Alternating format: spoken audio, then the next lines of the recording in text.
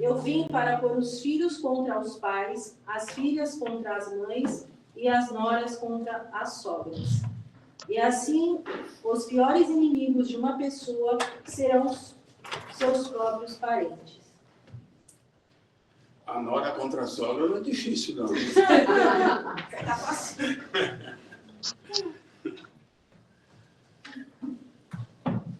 Pois é, Jesus dizendo que não veio trazer a paz. Ele veio trazer a espada, a divisão, veio separar os homens.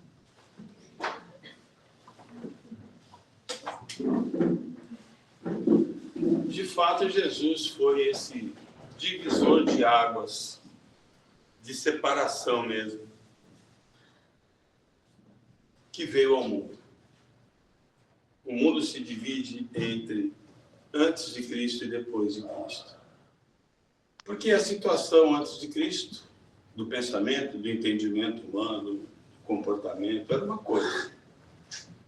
E ele propôs uma mudança radical. Uma mudança que tem acontecido no mundo de forma paulatina.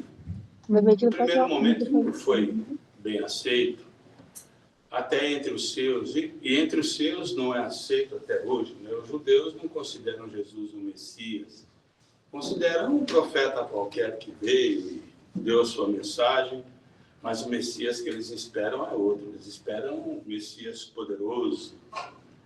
Primeiro, queriam um Messias para expulsar os romanos daquela escravidão.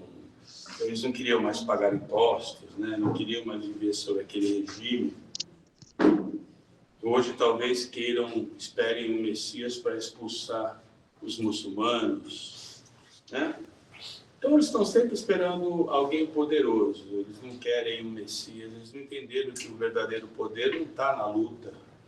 Foi isso que Jesus veio trazer, né? E aqueles que não entendem ainda o pensamento de Jesus, que distorcem e que ensinam esse ensinamento, ensinam as suas, enfim, de forma distorcida, de uma forma às vezes até carregada de ódio e de revolta, buscando nas Escrituras passagens que possam justificar as suas inclinações agressivas, e não falta nas Escrituras isso, né?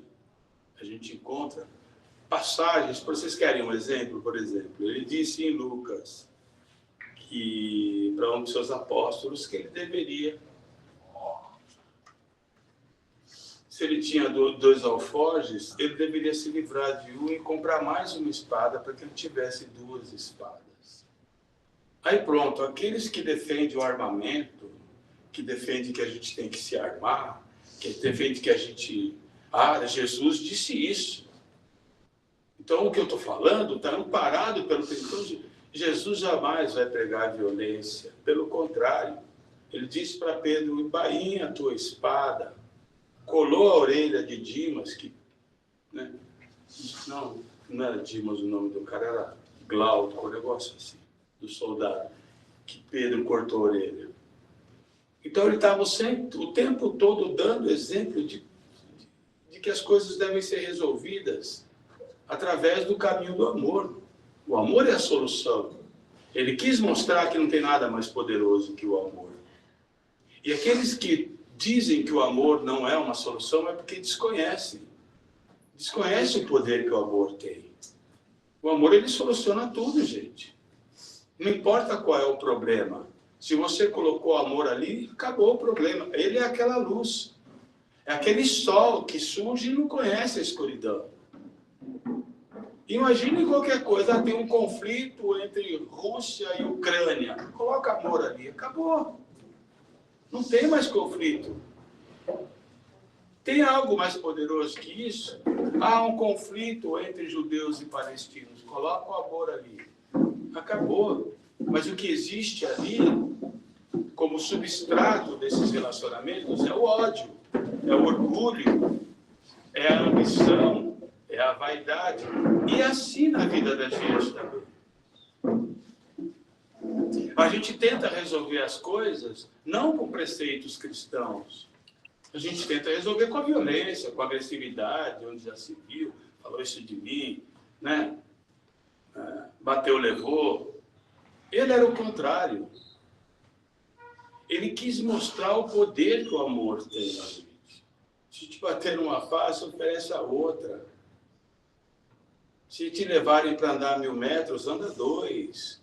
Se te levar em juízo para tomar a sua túnica, dá a capa também. Dá o que te pedem, não resistas ao mal. Essas palavras não podem serem, sabe, desconsideradas. Isso é de uma profundidade, isso demonstra o quê? Demonstra o ser humano perfeito. Aquilo que nós temos que buscar. Sede perfeitos como vosso Pai é perfeito. Por que ele disse isso? Quem é o vosso Pai? E que perfeição é essa? Vosso Pai é a própria natureza. Ela é perfeita em seus princípios. Ela é perfeita em suas leis. E se você quer ser perfeito também, você tem que se ajustar a elas. Ela é regida por princípios perfeitos. De ação, de reação, de evolução. Ora, se você quer continuar agindo mal, se você se nega a evoluir, se você não quer trabalhar, produzir, enfim, você está transgredindo os princípios da própria natureza e se distanciando dela. E a consequência é sofrimento. O sofrimento é fruto da nossa desconexão com a natureza, com Deus. Pode dar o nome que vocês quiserem, mas é isso. A ciência de como funciona a vida, ela é extremamente necessária para a gente saber como se colocar no mundo. Para a gente não ficar abraçando qualquer doutrina, como um rato que segue um tocador de flautas, como naquele conto do flautista de Hamelin, né? Que ele tocava flautas e tirava os ratos da cidade e depois levava para o rio e matava esses ratos afogados. É isso, se a gente ficar seguindo só doutrina, só o que dizem, só o que está escrito, e não empreender em si mesmo, através de um processo empírico, de mudança, porque, gente, é o que vocês, quem chegou mais cedo e viu o vídeo, é aquilo ali. Se a gente não colocar em ação a nossa vida, como é que faz? Então, Jesus, ele veio como esse divisor de águas, porque ele encontrou um mundo mergulhado num estado primitivo. As pessoas eram julgadas o tempo todo, porque tinham uma enormidade de leis que elas precisavam seguir. Os doutores da lei, eles pegavam ali o Levíticos, que é um livro inteiro de leis, e olha, sua cabra fez cocô aqui, ela devia ter feito ali. Você vai tomar 5 chibatadas. Ah, você fez isso, vai para juízo, vai ficar preso 3 dias. Ah, você pulou a cerca, vai ser apedrejado. Então era assim, tinha lei para tudo. Mas por que aquele povo primitivo precisava de tantas leis? Porque era um povo primitivo. Por causa da dureza dos vossos corações, Moisés precisou criar essas leis, né? São palavras de Jesus. Por que dureza? Gente, eles viviam eles iam de 600 anos no regime de escravidão de um faraó. Eram pessoas que viviam num ambiente de muita agressividade, de desrespeito, de não conhecer nenhum tipo de regra, de um matar o outro, de um fazer mal à filha do outro, e assim por diante. Então, eles viviam dentro de um verdadeiro inferno. Moisés tirou eles de lá e, peraí, calma aí, vamos organizar esse negócio. Ó. Daqui para frente vai ser assim, assim, assim, assim, assim, assim, assim. E vai ter as pessoas que vão coordenar isso. Vocês vão ter que seguir essas leis aqui. Então, ele exagerou um pouco da dose nas leis, mas porque foi necessário. Aí veio Jesus, encontrou um povo assim. Um povo preso à letra morta de um sistema que era necessário num determinado contexto, num determinado tempo, mas para que naquele momento já não era mais. Era um povo que já estava pronto para entender o que é perdão, o que é amar o próximo, o que é renunciar, o que é não julgar, o que é aceitar, o que é compreender. Se você falasse disso para aquele povo da época que tinha acabado de sair do cárcere, seriam palavras ao vento. Então ele esperou o momento certo para a vinda de Jesus. Jesus encontrou isso. E ele trouxe um discurso totalmente radical, libertário, para trazer uma nova perspectiva para a humanidade, para ensinar para as pessoas de que forma elas poderiam se comportar para encontrar o reino de Deus. Ele colocou como objetivo o reino de Deus. O que é o reino de Deus? Né? Muitos se perguntam. E os próprios apóstolos viviam perguntando para ele. Quando diziam que o reino era isso, o reino era aquilo, o reino que viria de lá, ele disse não. Quando disserem que ele vem do Ocidente, do Oriente, que ele está aqui, que ele está lá, que ele está acolá, não acrediteis, porque o reino de Deus está dentro de vós. Então, o reino de Deus é algo que existe dentro da gente. O reino de Deus é algo que nós, portanto, somos. Ora, eu já sou o reino de Deus. Eu só preciso me conscientizar disso. Eu não preciso de autorização para ser o que eu já sou. Eu não preciso cumprir determinadas regras ou cumprir determinados para alcançar nada. Eu já sou. O problema é que eu não tenho consciência disso. Eu não estou identificado com o que eu já sou, com o que eu sempre fui, com a perfeição divina que existe em mim, com aquilo que existe de mais poderoso e superior no âmago do meu ser. Não estou identificado com isso. Eu estou identificado com o que eu não sou. Eu estou identificado com um falso eu. Estou identificado com o ego, com uma estrutura psicoafetiva, que ela é feita de crenças. É um programa de convicções. Então a gente está preso àquilo que a gente acredita. A gente não vai em busca da descoberta de si mesmo.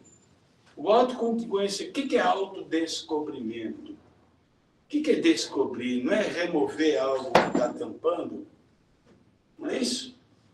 Vou descobrir esse notebook aqui. Vou tirar a coberta que está em cima dele, estou vendo o notebook. Então nós temos que nos autodescobrir. Nós temos que remover aquilo que impede a gente de nos enxergarmos, de enxergar o eu real. O eu que é extremamente poderoso, que é divino. Quando Jesus dizia assim, eu e o Pai somos um, é porque Deus, Jesus, já realizou a sua natureza divina. Já descobriu a conexão que ele tem com Deus, o divino que existe dentro dele. E ele dizia que nós também, tudo isso que ele faz, nós também faríamos, e até mais, se quiséssemos.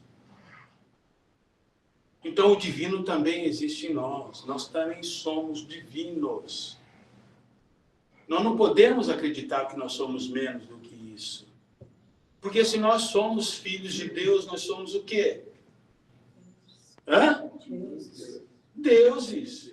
Ora, um filho de um jacaré é o quê? Um jacaré. Não é um jacaré? O filho de uma girafa não é uma girafa? Eu sou filho de Deus, eu sou o quê? Deus. Pelo amor de Deus. Por que eu acho que eu sou menos que isso? Porque eu não estou identificado com o que eu sou. Eu estou identificado com as crenças que eu tenho de mim mesmo. De que eu sou uma porcaria, de que eu sou frágil, de que eu sou fraco, de que eu sou um lixo, de que eu não mereço. Todas as crenças ruins estão aqui dentro de mim. Elas estão vivas, determinando o que eu sou. Mas são crenças. E eu não me dei conta disso ainda. que eu estou satisfeito apenas com aquilo que eu acredito. Eu não estou em busca do que eu sou. E o que você é precisa ser descoberto. Nós temos que remover, né, esse véu de Maia, enxergar a nossa verdadeira natureza, enxergar quem somos. Para isso, a gente tem que ter um caminho a ser perseguido. Tem muita desconstrução pela frente. Quando a gente fala em desconstruir, desconstruir o quê? Desconstruir aquilo que a gente construiu de forma equivocada, em termos de entendimento do que somos. E é só isso. Porque o entendimento do que a gente tem de si mesmo é totalmente equivocado. Ele é uma construção equivocada. Então, quando Jesus veio ao mundo, ele funcionou realmente como uma espada. Olha, daqui para frente, vocês têm que pensar dessa forma. Tem um caminho a seguir. Eu sou esse caminho. Eu sou essa verdade. Olha só o eu sou como é poderoso. Que hoje a gente vê muito no meio espiritualista, esotérico, as pessoas falando tanto do eu sou. Né? O eu sou. Eu sou esse caminho. Eu sou essa verdade. Você é esse caminho. Você é essa verdade. Não esquece de falar.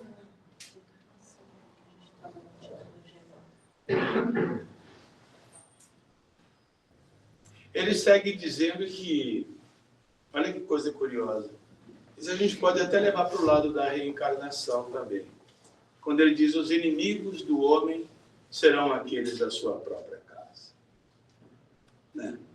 Então a gente encontra pai que não se entende com o filho, mãe que não se entende com a filha, nora que não se entende com a sogra. São verdadeiros inimigos, mas estão ali, dentro do mesmo lar. Por que eles estão juntos?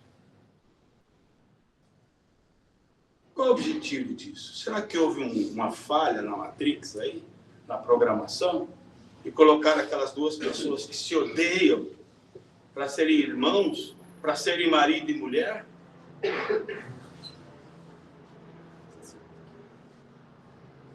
Por quê? Por que nós temos que conviver com os nossos inimigos? Para desenvolver um amor um pelo outro? Exatamente. Exatamente. Para resolver o que precisa ser resolvido entre eles, e o próprio universo aproveita, porque um está despertando o que o outro tem de pior. E quando você percebe que aquilo que você tem de pior está evidente, você percebe que tem coisa que você precisa melhorar, transformar e enfrentar. Porque, em tese, eu não deveria ser afetado por nada, por ninguém, por opinião de ninguém. Se eu fosse um espírito evoluído, se eu tivesse um estágio de desenvolvimento de consciência mais ok, eu não deveria ser afetado por nada. Não é verdade? Mas por que eu sou afetado? O problema é do outro? Não, é meu. Princípio da responsabilidade, gente. O problema é sempre teu, não é do outro, não é de ninguém. Ou cai essa ficha, ou vocês vão ficar a vida inteira nessa ilusão. Ninguém tem o poder de fazer mal para ninguém, é só você. Só você que processa a sua experiência de uma forma ruim. Se você vivesse num mundo que aceita o outro como ele é, compreende o outro, dá ao outro espaço de ele ser o que ele quer ser, respeita o estágio que ele está, respeita a perspectiva que ele tem das coisas, as crenças que ele tem, você não transforma isso num problema, se você vive bem com ele apesar disso, onde está o problema disso? Agora não, eu quero mudar ele, eu não aceito isso, não pode ser, ele não pode fazer isso, não pode fazer aquilo, não pode fazer aquilo, você determina que ele não pode. A partir A partir dos seus estatutos, dos seus padrões internos, daquilo, da tua visão de mundo, que é só tua, você quer determinar como é que as pessoas têm que ser. E como é que corrige isso? Ninguém muda ninguém, gente. Quem muda é a natureza. O pai vive a ilusão de que vai mudar o filho. O marido vive a ilusão de que vai mudar a esposa vive a ilusão de que vai mudar o marido. Ninguém muda. O processo de mudança ele é lento e paulatino e precisa de muito tempo, de muitas vidas. Nós temos que aprender a conviver com as pessoas como elas são. Esse é o desafio. E com isso, quem cresce é a gente, porque a gente desenvolveu a habilidade de não se afetar com o outro, com a experiência. Eu não suporto aquele emprego. O problema é que você não está no emprego. E você foi colocado lá porque esse emprego aciona essa fragilidade tua. Então nós estamos sempre diante, o mundo sempre está colocando a gente diante daquilo que precisa ser trabalhado e resolvido na gente. Entendam isso, ou você entende isso ou você surta de vez. Porque não tem jeito. E quanto mais consciência nós colocarmos nisso, mais fácil fica para você viver nesse mundo. Então, quando você começa a soltar as coisas, a perder o interesse, de não querer mudar nada, de, sabe, aquela coisa do vu-vei, do taoísmo. O taoísmo tem o vu-vei, que é o agir pelo não agir. O que é o agir pelo não agir? É para ir para cá, eu vou. É para morar nessa casa, eu moro. É para conviver com essa pessoa, eu convivo. É para ser irmão do Cláudio, você, não tem problema. Ele pode torcer para o Palmeiras. É você corintiano. Entendeu? Quando você deixa de brigar com a vida, quando você deixa de querer mudar, quando você entende que não está no controle, que tem um controle muito maior, muito mais inteligente, que tem objetivos maiores para você, que tudo que incide sobre você, sobre cada um de nós, é voltado para o nosso crescimento, para o nosso desenvolvimento e para a lapidação do nosso ser como um todo. Quando a gente entende isso, fica muito mais fácil soltar, se entregar, sabe? Deixar de lutar. A vida não é uma luta, a vida é rendição. Rendição. Aqueles que estão no mundo e acham que vieram aqui para lutar, só vão sofrer. Só vão encontrar dor e sofrimento. Quem acredita na violência acaba sempre sendo violentado. Quem acredita no amor vai ser sempre pacificado.